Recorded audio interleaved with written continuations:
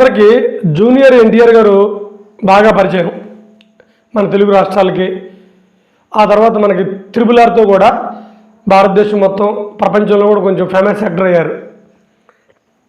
అతను one of the best dancers, మనకున్న వాళ్ళల్లో ఒక బెస్ట్ డాన్సర్, మనం దాన్ని కాదు అనలేం. అయితే ఇప్పుడు ఇదంతా ఎందుకు చెబుతున్నానంటే, జూనియర్ ఎన్టీఆర్ గారిని మన తెలుగులో ఉన్న ఒక పెద్ద హీరో, అసలు ఆ హీరో ఎవరో నేను చెబితే మీరు అందరూ ఆశ్చర్యానికి గురవుతారు. ఆ హీరో జూనియర్ ఎన్టీఆర్ గారిని ఎప్పుడు ఎన్టీఆర్ గారు లేదా ఎన్టీఆర్ని పిలవరంట.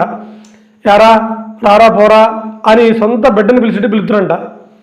నిజంగా ఆ వ్యక్తి ఎవరో నాకు కూడా, నేను కూడా తెలుసుకోగలనే నేను కొద్దిగా ఒకంతు ఆశ్చర్యంగా ఫీల్ అయ్యాను.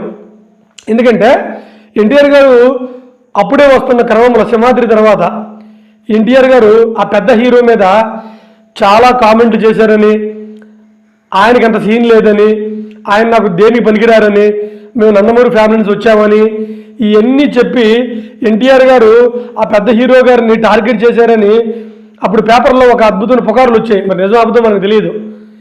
ఇప్పుడు ఆ పెద్ద హీరో ఎన్టీఆర్ గారిని సొంత కొడుకులాగా ట్రీట్ చేయటం నాకు ఆశ్చర్యం కలిగించింది.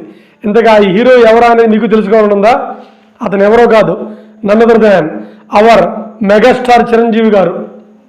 మన మెగాస్టార్ చిరంజీవి గారు ఎన్టీఆర్ గారిని ఎప్పుడు ఎన్టీఆర్ గారని కానీ ఎన్టీఆర్ని కానీ ఎప్పుడు పిలవలేదంట. ఎప్పుడు సొంత బిడ్డలాగానే ఎరా పోరా పోరా, బాగున్నావా, ఆరోగ్యం ఎలా ఉందిరా, ఇలా సొంత కొడుకుని పిలుస్తారంట.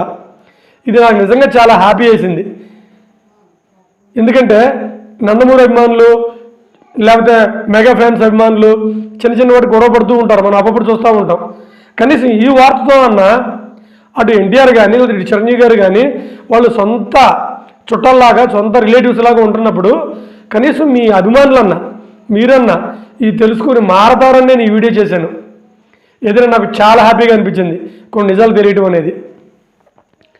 జై హింద్.